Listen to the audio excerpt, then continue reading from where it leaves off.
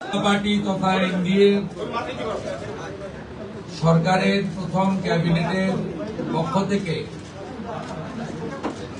আন্তরিক ধন্যবাদ এবং অভিনন্দন জানাই। আমরা যে গুরুদায়িত্ব নিয়েছি, চলার পথে সংবিধানের চতুর্থ স্তম্ভ মিডিয়ার একটি গুরুত্বপূর্ণ ভূমিকা রয়েছে। আপনাদের পরামর্শ এবং সহযোগিতা ভারতীয় জনতা পার্টির পরিচালিত ক্যাবিনেট আন্তরিকতার সঙ্গে আশা করে। আমরা আজকে প্রথম ক্যাবিনেটের মিটিং করেছি। আমার সাথে মন্ত্রিসভায় যারা যোগদান করেছিলেন 5 জন আমার অত্যন্ত গুরুত্বপূর্ণ সতীর্থ, সম্মানীয় দিলীপ ঘোষ মহোদয়, সম্মানীয় অগ্নিমিত্রা পাল, সম্মানীয় অশোক কীর্তনিয়া, সম্মানীয় ক্ষুদিরাম টুডু, সম্মানীয় নিশীথ প্রামাণিক, তারা আজকের এই ক্যাবিনেটে গুরুত্বপূর্ণ ক্যাবিনেটে অংশগ্রহণ করেছেন। এর বাইরেও মুখ্য সচিবের নিয়ন্ত্রণে সরকারি আধিকারিকরা এবং মুখ্যমন্ত্রীর দপ্তরের উপদেষ্টা সহ অন্যান্যরা ক্যাবিনেটে আমাদের সহযোগিতা করেছেন। আমি গোটা রাজ্যের মানুষকে ডক্টর শ্যামাপ্রসাদ মুখার্জির এই পশ্চিমবঙ্গ ভূমি আপনারা যে গুরুদায়িত্ব আমাদের কাঁধে তুলে দিয়েছেন, মাননীয় প্রধানমন্ত্রী নরেন্দ্র মোদীজির মার্গদর্শনে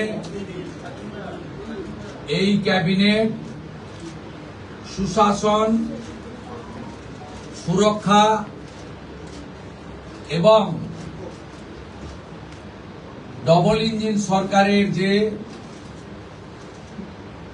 চলার পথ রয়েছে, যা অন্যান্য 20টি রাজ্যে চলছে, সেই পথে অগ্রসর হবে।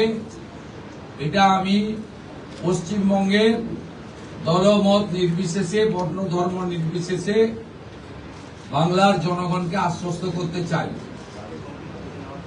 এই মন্ত্রিসভা, এই সরকার for the party, by the party, of the party ব্যবস্থা তুলে দিয়ে সংবিধান প্রণেতা প্রাতঃস্মরণীয় ডক্টর বাবা সাহেব আম্বেদকরের সংবিধানের প্রধান যে ভাষা for the people, by the people, of the people ভিত্তিতে চলবে। এবারে কাজের কথায় আসি।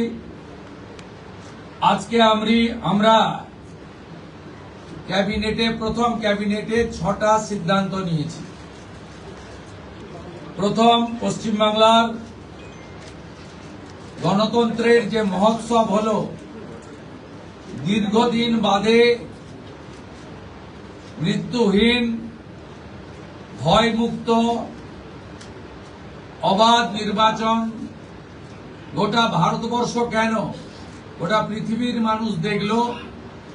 তাই একটা প্রদেশের নির্বাচন নিয়ে আজকে বিশ্বের বিভিন্ন সংবাদ মাধ্যমে আলোচনা হচ্ছে। তাই আমরা প্রথমেই বাংলার জনগণ তথা 93% ভোট প্রদানকারী ভোটারদেরকে নতমস্তকে কৃতজ্ঞতা জানালাম। সাথে ভারতের নির্বাচন কমিশনের নিয়ন্ত্রণাধীন ভোট কর্মী, গণনা কর্মী, বাইরের রাজ্য থেকে আসা অবজারভার, কেন্দ্রীয় সুরক্ষা বল, রাজ্য পুলিশ, কলকাতা পুলিশ, সংবাদ মাধ্যম, নির্বাচনে প্রতিদ্বন্দ্বী রাজনৈতিক দল, প্রার্থী, প্রত্যক্ষ পরোক্ষভাবে এই এত বড় কর্মযজ্ঞে অংশগ্রহণকারী প্রত্যেকের প্রতি এই ক্যাবিনেট কৃতজ্ঞতা জ্ঞাপন করে। দ্বিতীয়, আমরা যাদের আত্মবলিদানের মধ্য দিয়ে বিজেপি সরকার প্রতিষ্ঠা হয়েছে, সেই ভারতীয় জনতা পার্টির অকালে ঝরে যাওয়া 321 জন যারা আত্মবলিদান করেছেন তাদেরকে শ্রদ্ধার সঙ্গে স্মরণ করেছি, সমবেদনা জানিয়েছি। তাদের পরিবারের প্রতি এই সরকার দায়বদ্ধ। তারা যেমন হত্যার বিচারও আশা করেন তা আমরা দেব, সাথে সাথে এই পরিবারগুলির সামাজিক এবং অন্যান্য কল্যাণকর সমস্ত দায় দায়িত্ব আমরা এই সরকার কাঁধে তুলে নিলাম। আমাদের দেশের সুরক্ষার প্রশ্ন, পশ্চিমবঙ্গের সুরক্ষার প্রশ্ন এবং যেভাবে জনবিন্যাস বদলে গেছে, আজকে আমরা প্রথম দিনই আমরা কেন্দ্রীয় স্বরাষ্ট্র দপ্তর তথা বিএসএফ এর সীমান্ত সুরক্ষিত করার জন্য জমি ট্রান্সফার প্রক্রিয়া আমরা আজকে অনুমোদন দিলাম এবং আজ থেকেই ল্যান্ড ট্রান্সফার প্রক্রিয়া শুরু হবে। ভূমি ও রাজস্ব সচিব তাকে এবং মুখ্য সচিবকে দায়িত্ব দেওয়া হলো 45 দিনের মধ্যে বিএসএফ এর প্রয়োজনীয় জমি হস্তান্তর সম্পূর্ণ করতে হবে, যা আমাদের কেন্দ্রীয় স্বরাষ্ট্রমন্ত্রী নির্বাচনের আগেই বলেছিলেন। এই কাজটা আজকে প্রথম ক্যাবিনেটে আমরা করলাম। মাননীয় প্রধানমন্ত্রী নরেন্দ্র মোদীজি তিনি বলেছিলেন প্রথম ক্যাবিনেট মিটিংয়ে আমরা আয়ুষ্মান ভারতে যুক্ত হব। আমরা আয়ুষ্মান ভারতে যুক্ত হলাম এবং সংশ্লিষ্ট দপ্তর কেন্দ্রীয় স্বাস্থ্য দপ্তরের সঙ্গে প্রয়োজনীয় যে এগ্রিমেন্ট অন্যান্য যে বিষয়গুলি রয়েছে সেটা স্বাস্থ্য সচিব, মুখ্যমন্ত্রীর দপ্তরের উপদেষ্টা এবং মুখ্য সচিব মিলিতভাবে অতি দ্রুত সম্পন্ন করবেন। অর্থাৎ আজ থেকে মাননীয় প্রধানমন্ত্রীর ঘোষিত পশ্চিমবাংলার মানুষের প্রতি যে কমিটমেন্ট আজকে ভারতীয় জনতা পার্টির ক্যাবিনেট সেটা সম্পূর্ণ করল।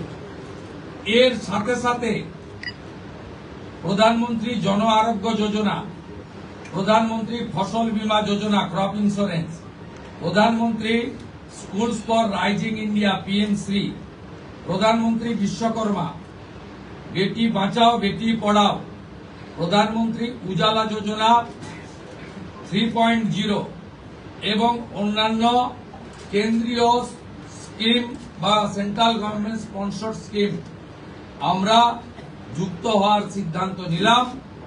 বিশ্বকর্মা যোজনায় আমাদের যারা বিশ্বকর্মা আছেন, হাতের কাজ করেন, আমাদের কামার কুমোর থেকে কুম্ভকার, স্বর্ণকার থেকে মালাকার থেকে তাঁতি থেকে নাপিত থেকে সবাই যারা 8,65,000 আবেদন করে রেখেছিলেন, আগের সরকার যাদের আবেদন জেলা শাসকদেরকে দিয়ে কেন্দ্রের এমএসএমই দপ্তরে পাঠাতে দেননি, আমরা দ্রুত ওই 8,65,000 পিটিশনকে পাঠানোর ব্যবস্থা নিলাম।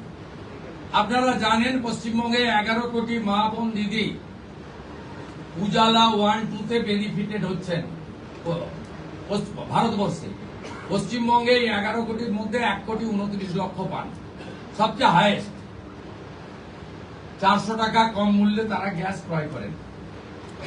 প্রধানমন্ত্রী আরো 75 লক্ষ দেশে চালু করেছিলেন এবং বাংলার জন্য কোটা ছিল 15 লক্ষ। গ্রাহক বিতরণ কেন্দ্রে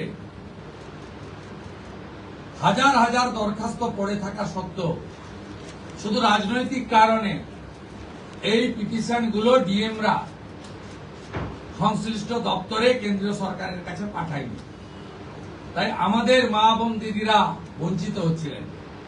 আমরা গ্রাহক বিতরণ কেন্দ্রে পড়ে থাকা সমস্ত পিটিশন অতি দ্রুততার সঙ্গে জেলা শাসকদের সংশ্লিষ্ট কেন্দ্রীয় মন্ত্রক পেট্রোলিয়াম ডিপার্টমেন্টে পাঠিয়ে দেওয়ার নির্দেশ দিলাম।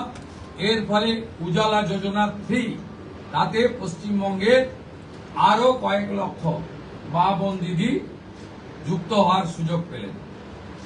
আমাদের পঞ্চম সিদ্ধান্ত, এতদিন পর্যন্ত পশ্চিমবঙ্গে national cadre is IPS, Paschimbanga cadre WBCS WBPS এদের কোনো কেন্দ্রীয় সরকারের ট্রেনিং এ কেউ যুক্ত হতেন না।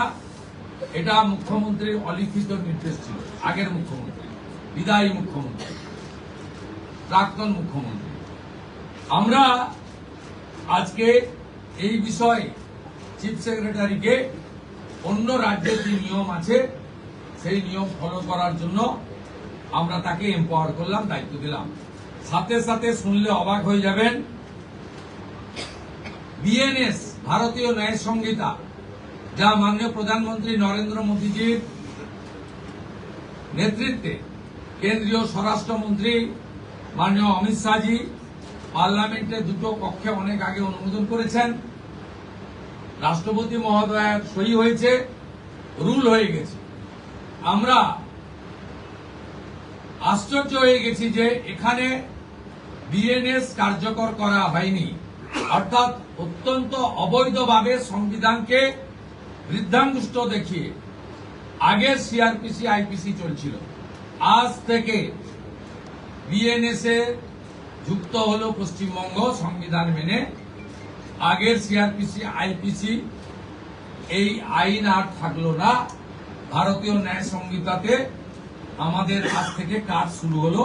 এরও ছাড়পত্র ক্যাবিনেটের প্রথম দিলেন।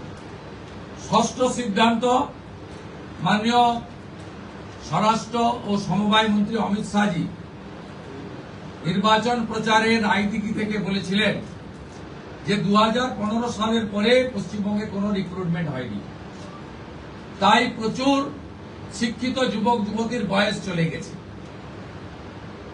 5 বছর এক্সটেনশন, মানে আবেদনের বয়সের ঊর্ধ্বসীমা ক্যাবিনেট মঞ্জুর করলো। এটাও আজকে আমরা করলাম। আজকে এই ক্যাবিনেট সিদ্ধান্তগুলো আমরা নিয়েছি। আমাদের আরো বেশ কিছু কমিটমেন্ট রয়েছে, যেগুলো ইতিমধ্যে আপনারা জানেন। আমরা পরবর্তী সোমবার আবার একটি ক্যাবিনেট মিটিং করব। সেক্ষেত্রে আমাদের আরো আমাদের আরজিকর সহ নারী নির্যাতনের বিষয়ে, প্রাতিষ্ঠানিক দুর্নীতির বিষয়ে, পে কমিশনের বিষয়ে, এরিয়া ডি এর বিষয়ে, এই যে বিষয়গুলি আছে আমরা পরবর্তী ক্যাবিনেটে সেগুলো করব। কারণ আমরা আমাদের যে অফিসিয়াল কাজকর্ম দেখে আমাদের খুব বেশি সময় আমরা পাইনি। আজকে প্রথম কাজের দিন সরকার গঠন হওয়ার পরে আপাতত যে কাগজগুলো রেডি ছিল তার উপরে ক্যাবিনেট আমরা এই সিদ্ধান্তগুলো নিয়েছি, কার্যকর হবে। আপনাদের মধ্যে বাংলার গণদেবতা জনতা জনার্দনকে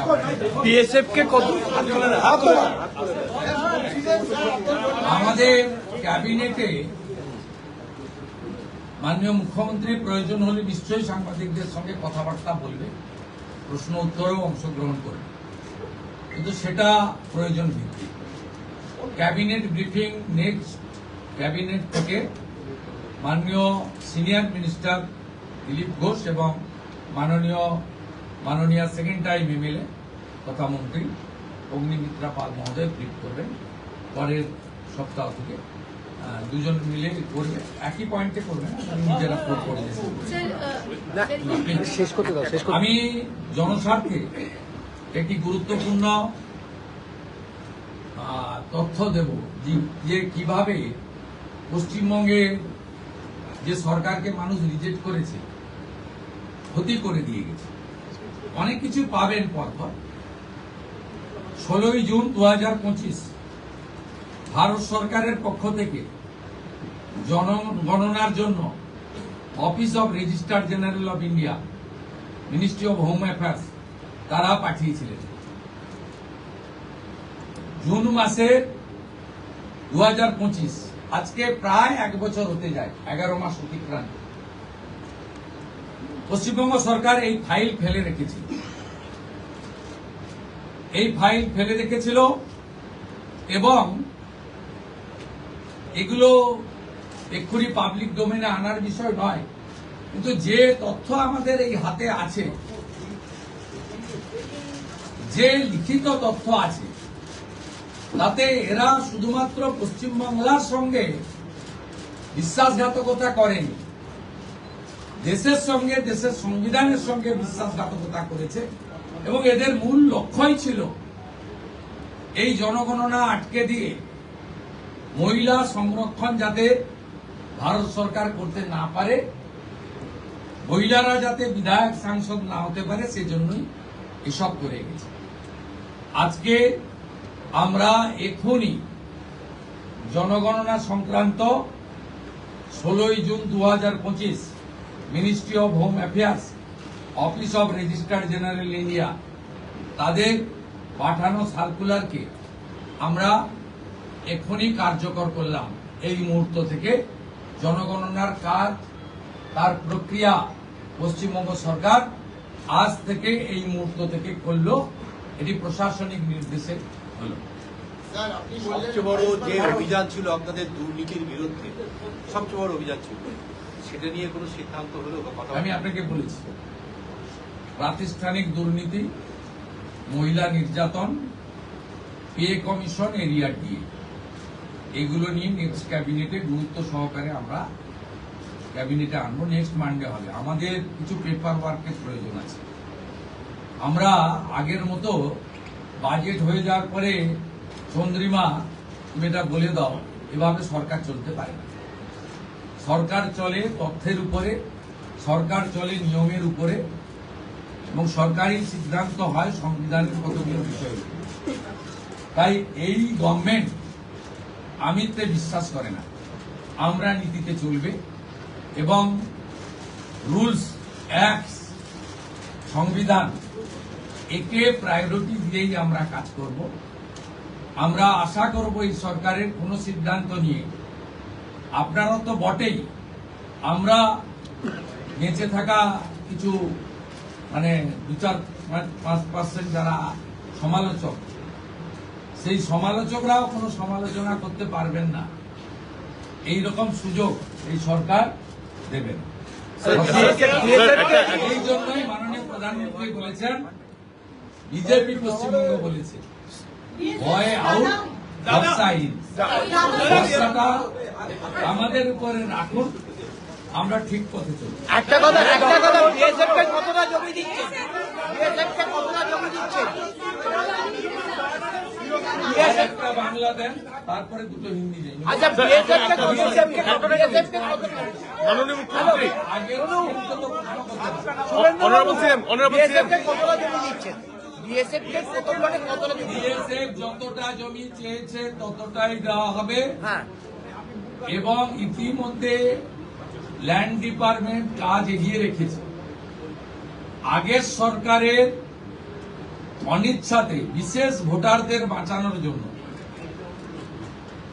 অভারতীয় অবৈধ অনুপ্রবেশকারীদের বাঁচানোর জন্য তারা ভূমি দপ্তরকে কাজ করতে দেয়নি এবং মহামান্য কলকাতা হাইকোর্টের নির্দেশও অমান্য করা হয়েছে, যেটা কোনো সরকার করতে পারে না। আমরা ল্যান্ড ডিপার্টমেন্টকে আজ থেকেই রেডি থাকা জমি হস্তান্তর করতে শুরু করেছি। আমার কাছে যেটুকু আমি এলওপি হিসেবে খবর রেখেছিলাম, 90% জমি আপনার land department government of West Bengal transfer করতে পারে। এক্সাক্ট সংখ্যাটা মুখ্যমন্ত্রীকে অনেক কিছু ভেবে বলতে হয়, যেটা বলতে হয় তার অথেন্টিকিটি যেন থাকে, তার যেন পূর্ণ সত্যতা ইত্যাদি থাকে, এটা করেই বলতে হয়। তাই এইভাবে আগের সরকারের মতো আলপটকা প্রশ্ন উত্তরে বর্তমান মুখ্যমন্ত্রী বা তার ক্যাবিনেট যাবে। স্যার একটা কথা, স্যার একটা প্রশ্ন, কেন্দ্রীয় প্রকল্প, মাননীয় মুখ্যমন্ত্রী,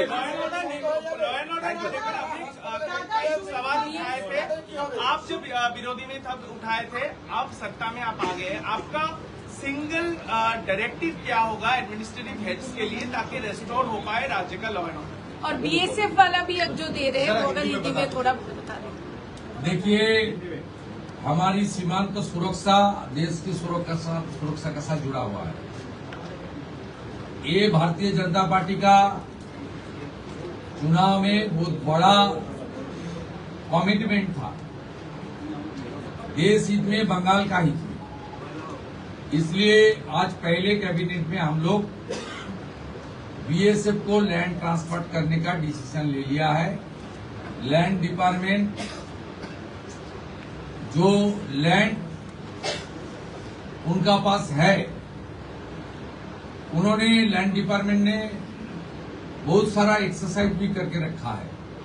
वो लैंड ट्रांसफर आज से शुरू होगा और पूरा के पूरा लैंड माननीय गृह मंत्री जी ने जिस तरीके से बताया था, ऑनरेबल प्राइम मिनिस्टर ने जिस तरीके से उनका गाइडेंस हम लोग को मिला, उनका इंस्ट्रक्शन मिला, पहले कैबिनेट ये आने वाला 45 डेज के अंदर पूरा के पूरा जमीन एमएचए को ट्रांसफर करेगा, बीएसएफ फेंसिंग पूरा कर देगा और इलीगल इन्फिल्ट्रेटर्स का जो हमारी प्रॉब्लम चल रहा है ये भी कुछ दिन के अंदर रिजॉल्व हो जाएगा। ये डिसीजन कैबिनेट ने लिया है।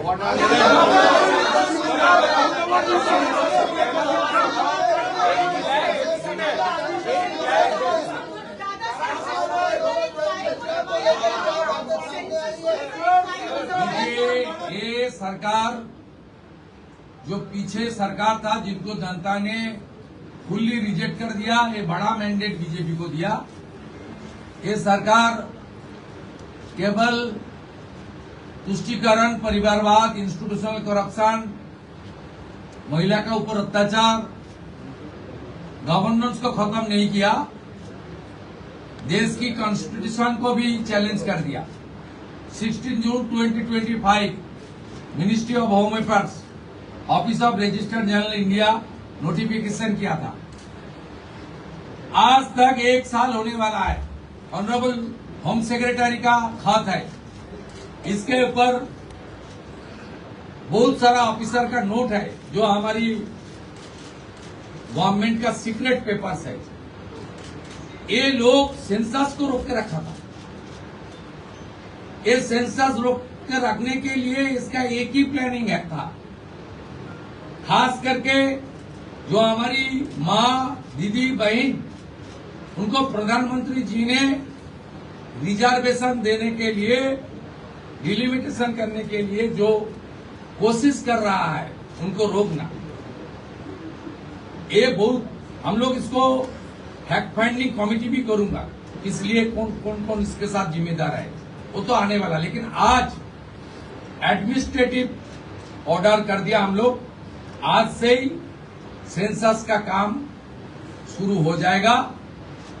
11 महीने के बाद ये इम्प्लीमेंट हो रहा है, इसलिए आपको सामने मैं इसका खुलासा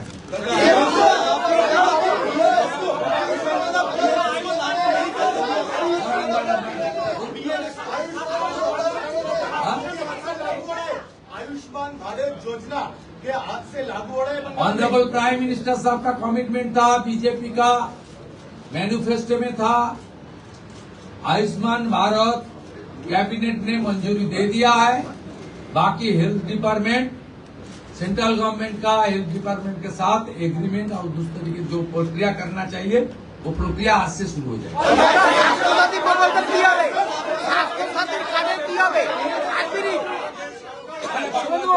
শুভেন্দু বাবু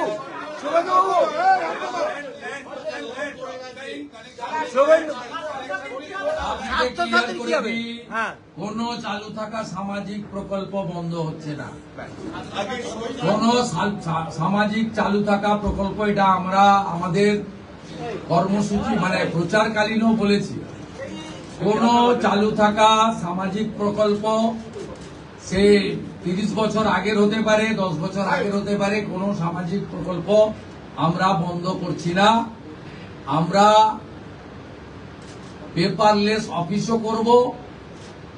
আমরা সমস্ত পোর্টালগুলোকে আপডেটও করব এবং সমস্ত বেনিফিশিয়ারি ডিবিটির মাধ্যমে, যেটা নরেন্দ্র মোদীজির নেতৃত্বে দেশের সরকার করেছে, ডাইরেক্ট বেনিফিট ট্রান্সফারের মাধ্যমে হবে এবং সবটাই স্বচ্ছতার সঙ্গে হবে।